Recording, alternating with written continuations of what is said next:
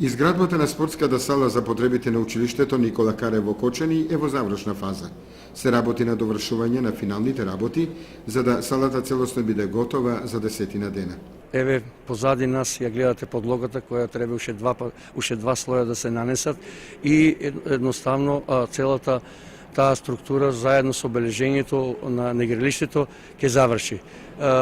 Другиот дел ни останува околу местењето на столите, пристигнувањето на кошевите, монтирањето на семафорите и завршната фаза околу делот на затоплувањето, тоест околу парното. Према онаа динамика која беше планирана од страна на Министерството за образование и наука и проектот училишни и спортски сали 145 кои се градат во Република Македонија. Значи тоа има два модула, ние го имаме оној поголемиот модул.